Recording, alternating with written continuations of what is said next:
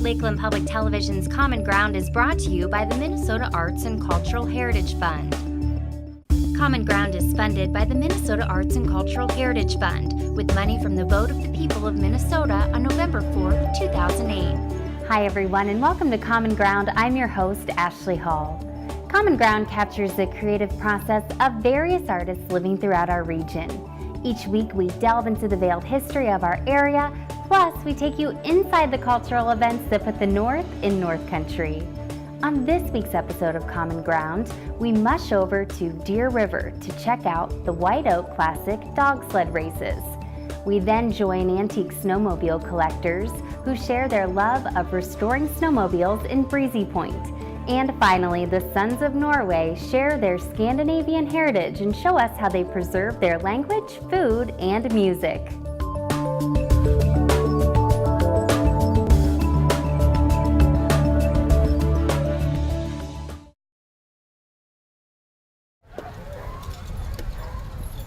This is a White Oak Sled Dog Classic. This is my fourth appearance here. One of the best races run around. This is our first race of the season. So we've got a lot of good teams. The volunteers here are great.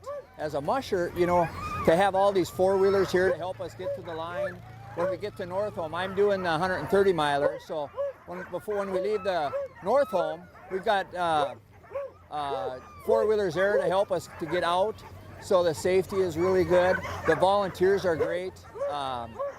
And the way they run this race is just great. We have 5 vets that are here from all over the state that have come to not get any sleep for the next 2 days too, and check these dogs and tend to them. Every one of the dogs went through a vet check.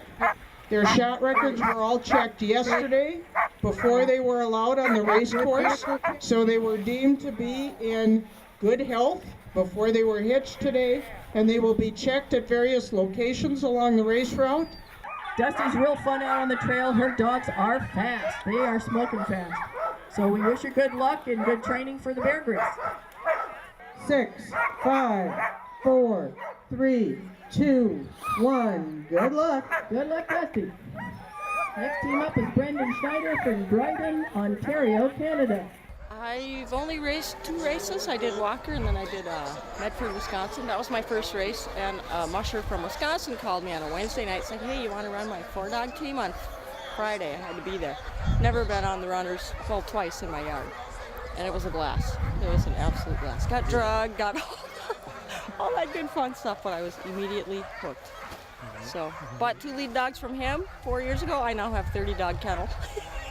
So it's a highly addictive, very expensive hobby, but worth it.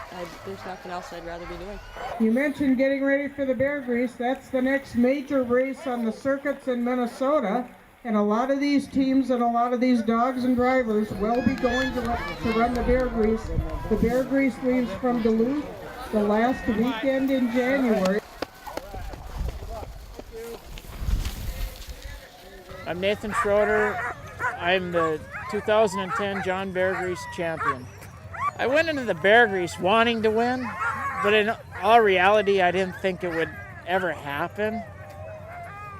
So I put myself on a race plan to go get the lead, race it to my plan, and just defend whoever was coming up from behind me off, and it worked. I had a very strong team, a very fast team, and I broke every bear grease record there was. 30 seconds!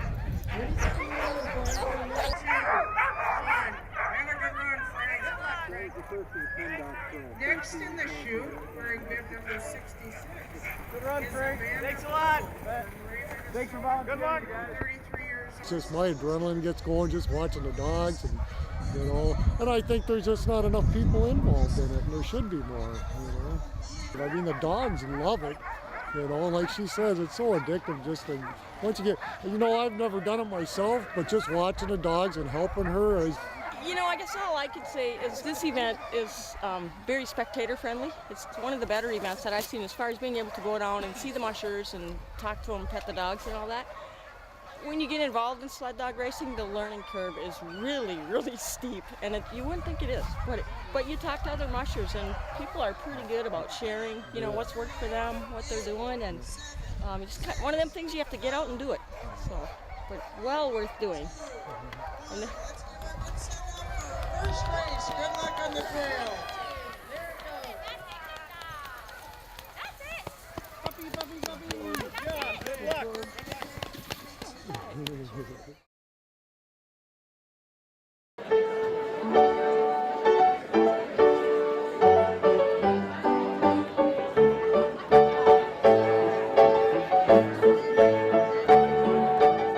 Well, today we're having what we call a Nordic Showcase to showcase mainly what we do in our Bemidji 500 Sons of Norway Lodge here. The main purpose of this is to show what we're comprised of, what we do, different things we have in our lodge, a library, language group, singing group actually. It's just to showcase the varied talents of different people and the heritage and culture of Norway, Sweden, Denmark, Iceland, and Finland actually.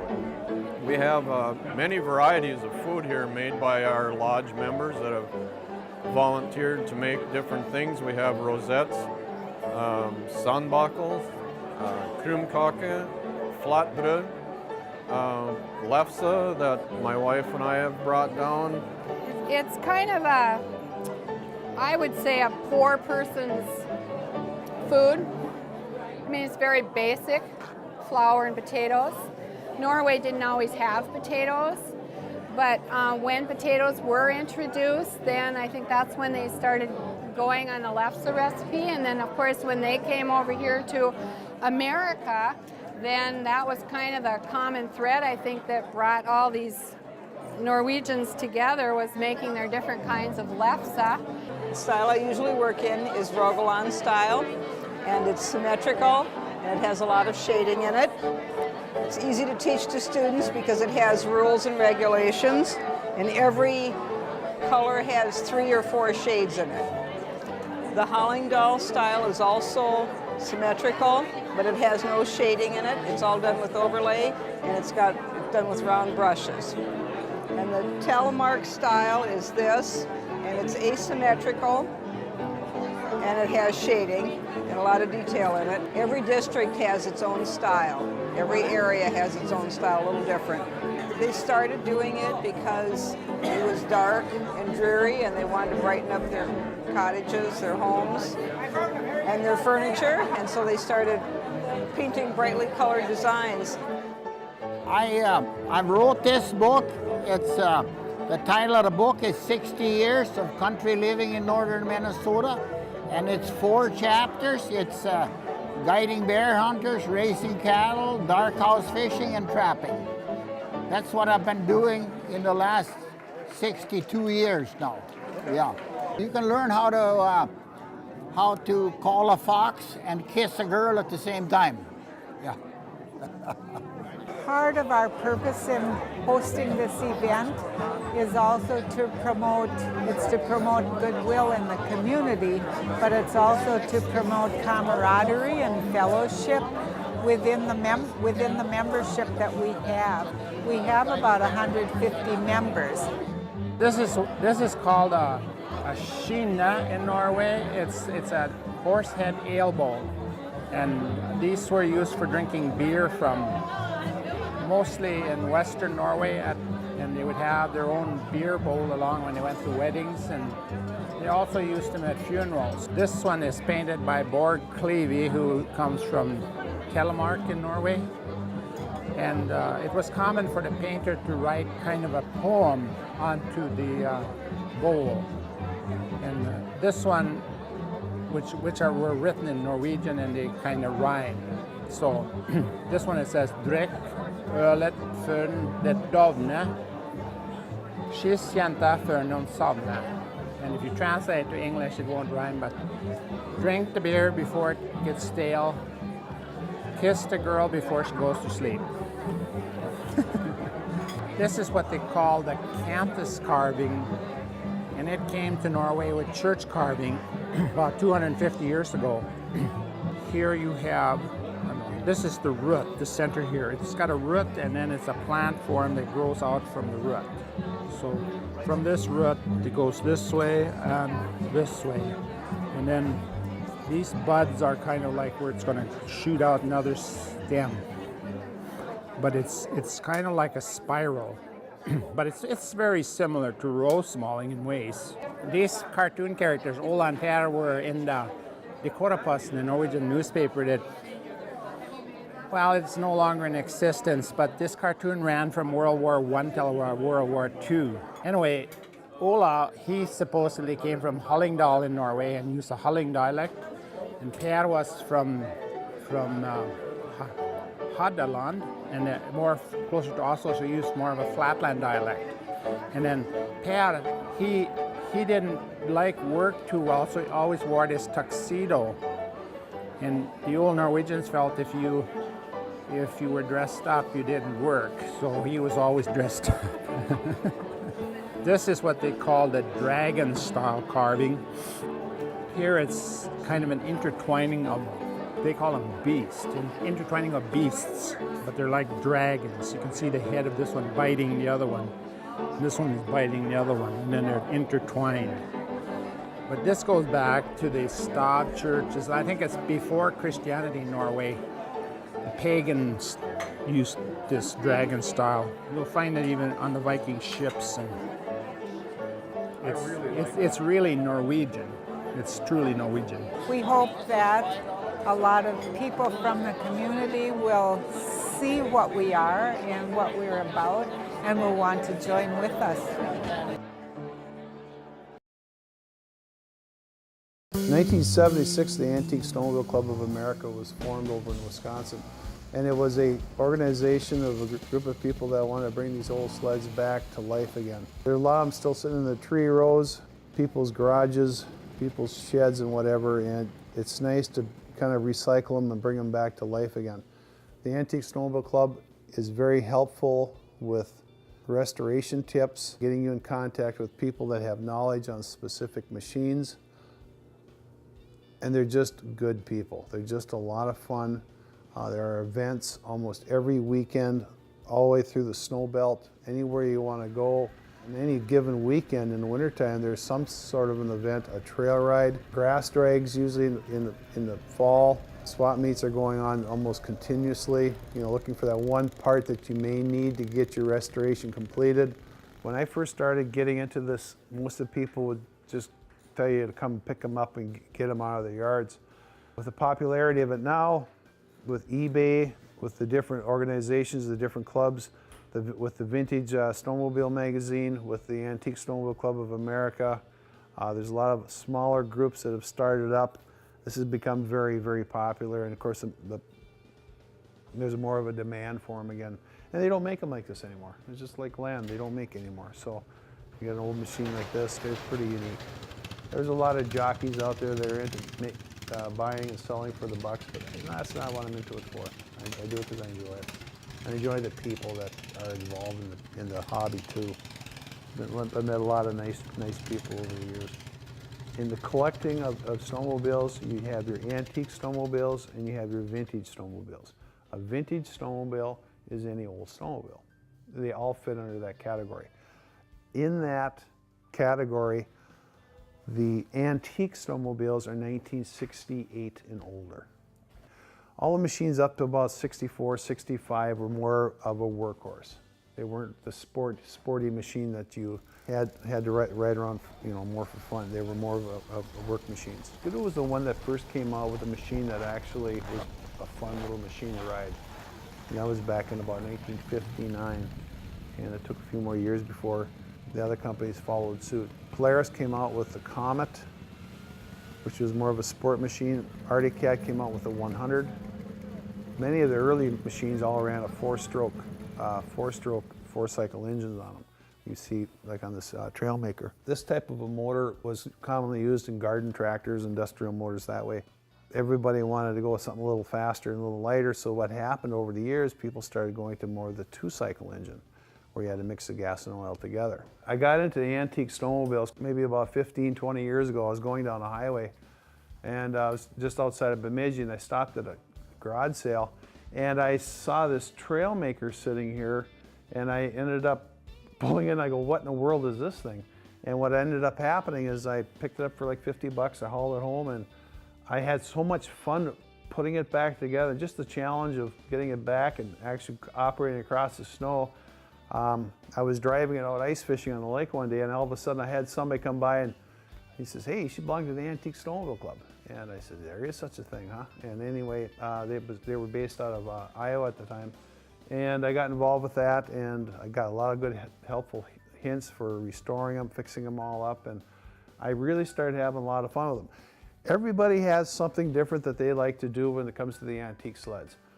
Everybody has different angles. Some people like to restore the race sleds. Some people like to restore the sled that Grandma and Grandpa had back on the farm, or when they came up to the lake cabin. I've always kind of had more of a Minnesota made thing.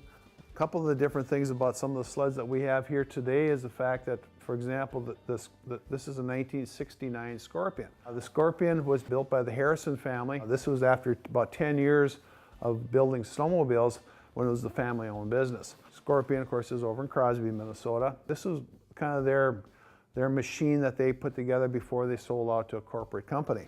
So it was all Minnesota, pretty much Minnesota made. I try to bring a little bit of history into each of my snowmobiles. I have a motoski and a skidoo. They're both made, of course, in Canada. But if you look at these machines, for example, a machine like this one here, instead of it just being a motoski, I wanted it to have a little story behind it too. So one of the things that we did with this model here, this is a 71 Capri. This model, when I picked this one up, it had the cover and everything with it. It's all original. Back in 71, 72, 73, a gentleman by the name of Bill Cooper, Wild Bill they called him, did an expedition around the Arctic Circle. He never finished it, but over 3 years they were riding machines like this, and they wanted to go all the way around the polar ice cap with a machine similar to it. So besides it just being a snowmobile, there's a little bit of a story that goes with it, because people always walk up, they go, they've never heard of the Trans-World Snowmobile Expedition. Well, it's just another Minnesota story that goes, from the Willow River area. Probably the most famous, as far as the exploration goes, is the Plaisted Expedition. And this is called the Little Lady. The Little Lady is actually the nickname for the sled that Walt Peterson from St. Cloud, Minnesota drove. He was the chaplain and mechanic. He had to keep these things running. 40-some days on the polar ice pack. They made it to the North Pole. They tried it first in 1967, did not make it, came back, did it again in 1968, and they did make it. So the story of that, when I take these sleds to snowmobile shows and everything, there's a story that goes with the sled.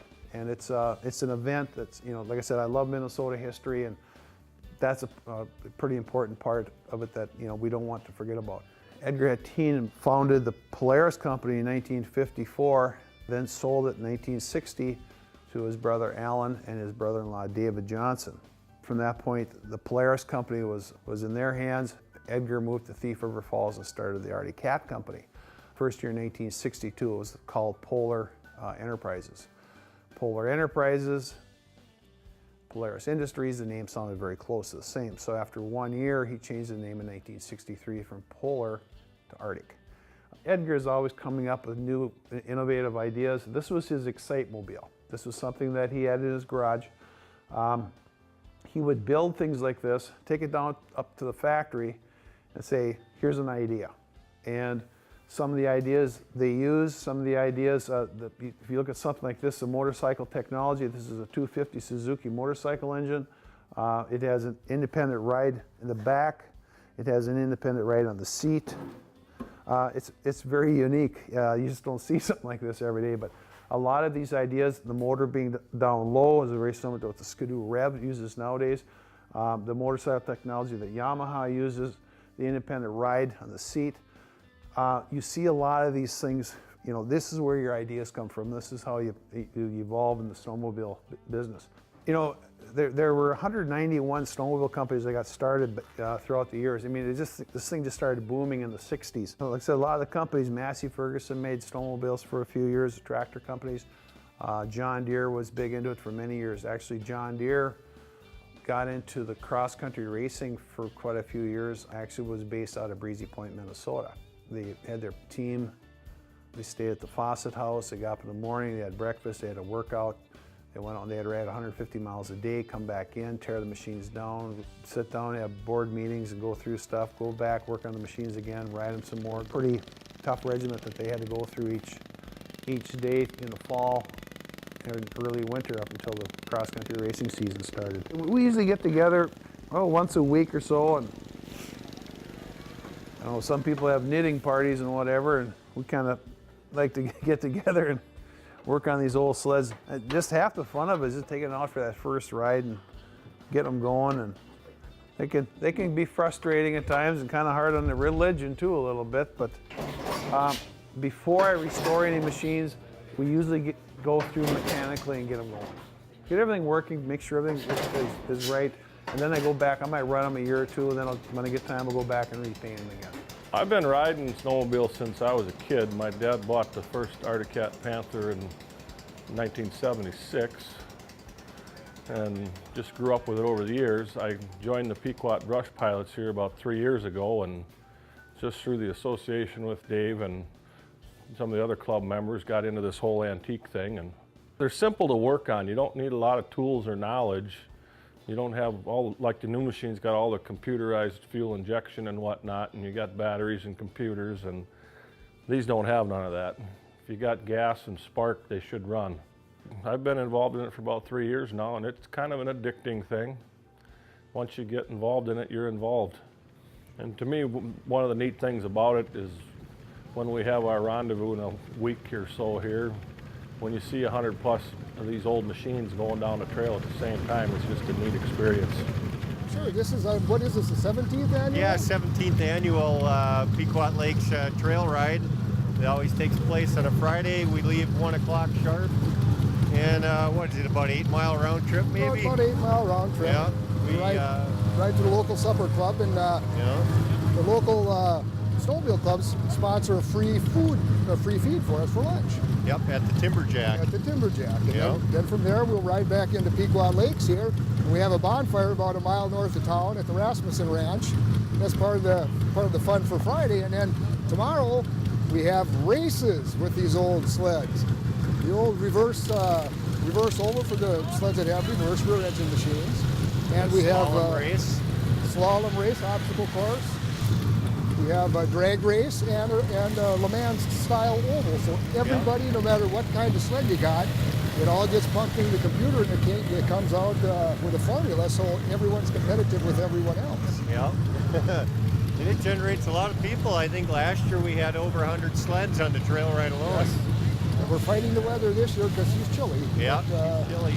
We'll still have probably, I imagine, 50, 60 It's a good sleds time. today. It's one of the can't-miss shows. It's fun. And this is probably the biggest antique snowmobile rendezvous and race in the United States. This is strictly for older sleds, 68 and down.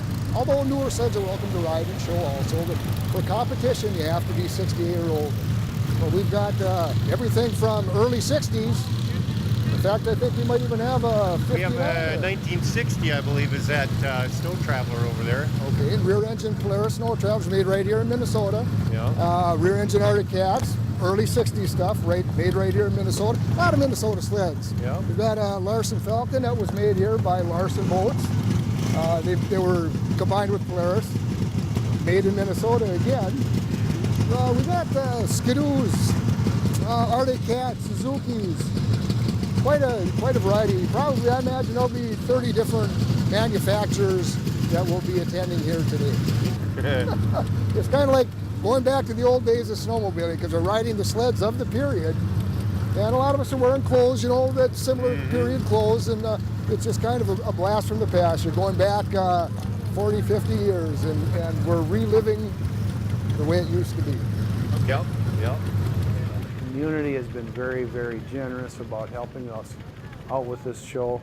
Our trophies are paid for. People have to spend enough money in gas and hotel accommodations when they come into town. We don't want to make it any more expensive than it has to be. And it's just basically to get together and just have a good time. You can go to our website, www.ascoa.com. .org. There's just a lot of different people out there throughout the United States, Canada. We have members over in Europe, now Russia, that are also into restoring these old machines. They're just fun. The people are fun, the events are fun. We still ride our new snowmobiles too. It's good to get on one of these for a while, and then when you get on your new machine, you appreciate it a lot more. They're just, but they're unique, and it's a part of the history of Minnesota that with the machines that we have in our collection here, it's all pretty much a Minnesota type of a connection. The Antique Club is a big part of that. That's how I got started with this club, and you know, I've met a lot of good people through the years, and as my good friend Mr. Hatteen would say, people are all good, but snowmobile people are great.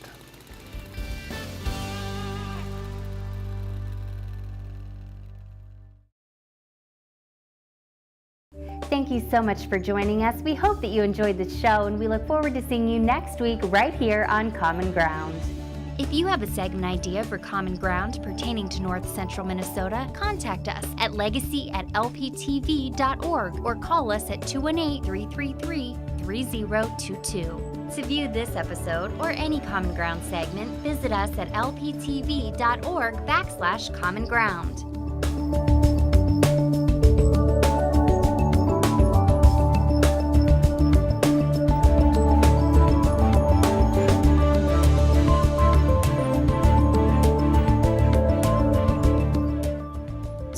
Individual segments or copies of Common Ground, please call 218-333-3020. Common Ground is funded by the Minnesota Arts and Cultural Heritage Fund with money from the vote of the people of Minnesota on November 4th, 2008.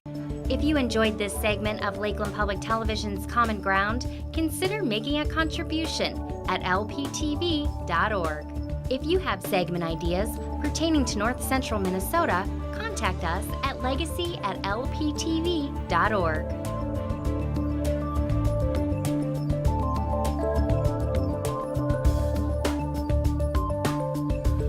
Common Ground is funded by the Minnesota Arts and Cultural Heritage Fund by the vote of the people on November 4th, 2008.